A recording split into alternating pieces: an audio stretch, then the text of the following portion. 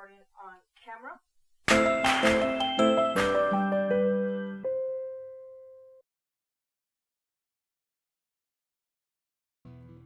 So my goals, work-wise, I've had goals I've needed to achieve every year. And some of them didn't go as well as I would have liked. So going into 2018, I had a lot of those professional development things I wanted to do. And I was on top of it. I let my director know kind of what my thoughts were, my plans, how I wanted to grow. And we built out a plan to do that. The weight loss issue was the main goal to achieve. And that it's a process. It's not going to happen, within that year, especially as much weight as I want to lose. It kind of started off, I'm not gonna lie, it's still rough. I was still going on through depression, and I just wasn't figuring out what to do. I wasn't really progressing early on, and so then I started reading more positive books. Part of my decision-making process was that if I can't change things where I'm at, I need a change for me. And I think that just kind of speaks to, if you're going to want to accomplish a plan or you want to accomplish a goal, you need the little steps to take along the way. And I think I did really well in that sense. I set out a plan, I looked up the dates, I checked the plane tickets. I did all that preparation to make sure that that goal got achieved. Really, it was just to keep up the process, just to find the time to work out, make sure that I'm eating right, make sure that I don't cheat and eat donuts and cookies and just trying to get the wheels moving, just any sort of positivity, which does seem to help. And I noticed I don't read them every day. It's like anything, you've gotta, if you have any sort of depression or anything, you gotta do it regularly or you lose what you just gained.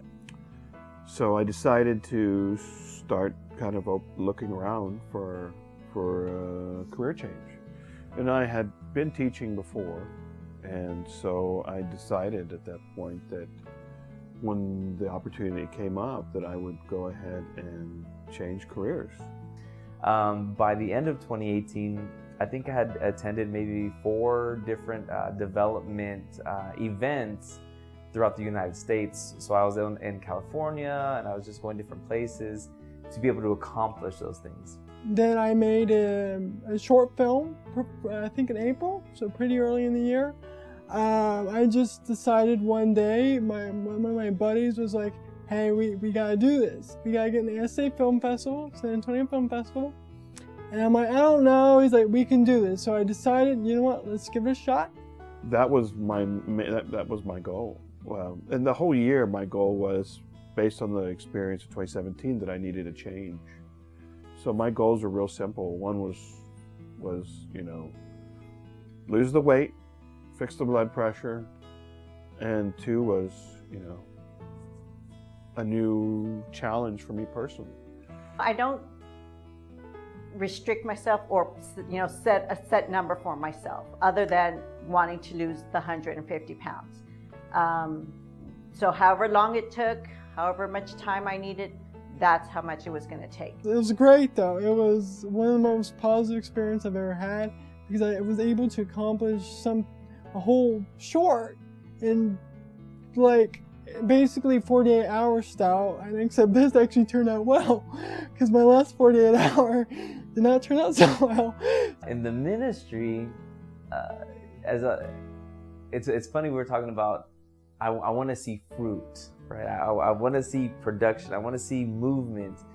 And I felt like for many years of my life, I've been sowing and sowing and sowing and sowing.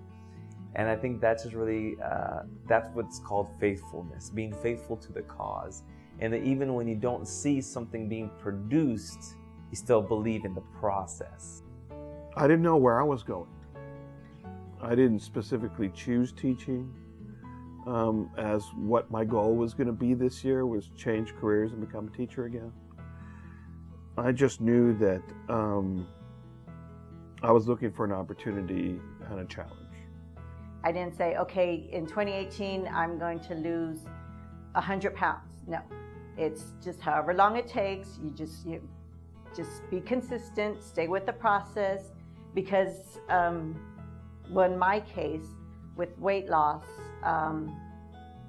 I would plateau for about a week or two.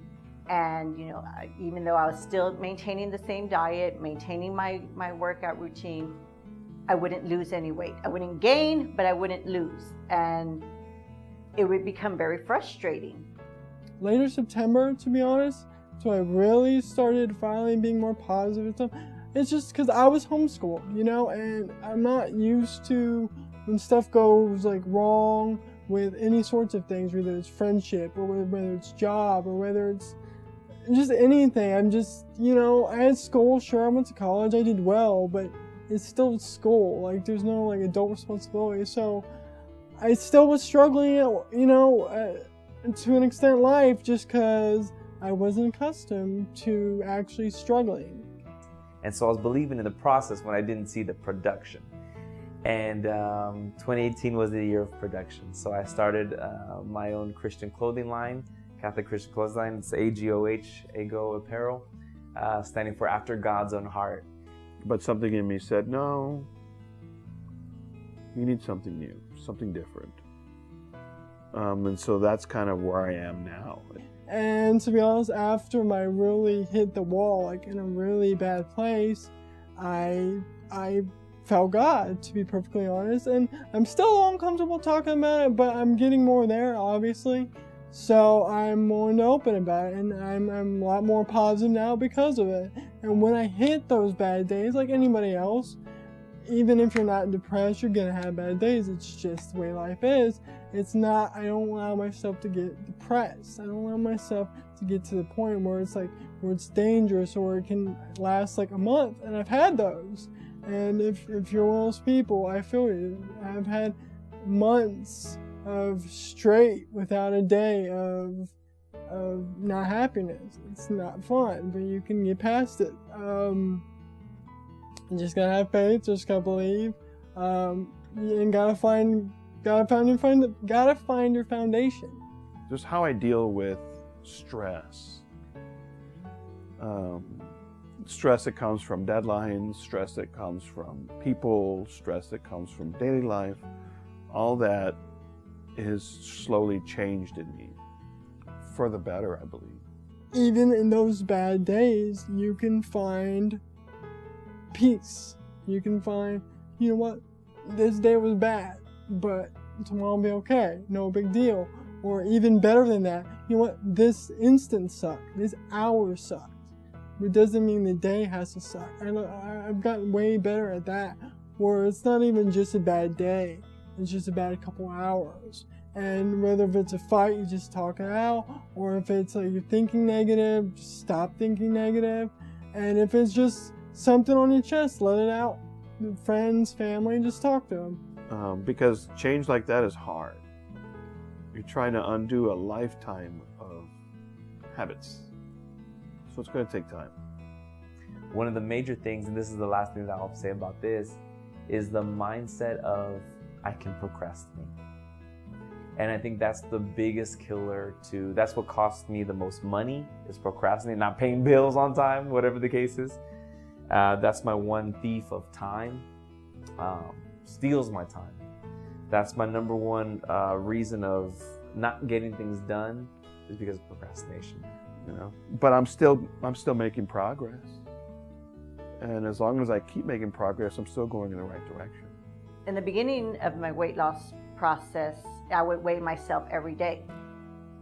But then once I started experiencing those plateaus more frequently, I would stop weighing myself because it was just too nerve-wracking, it was just too upsetting.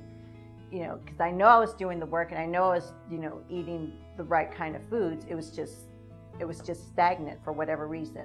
So, because I think that's another thing is when people try to take on this, I'm going to go to the gym and I'm going to eat better this year, is they try to stop everything cold turkey and they just can't do it.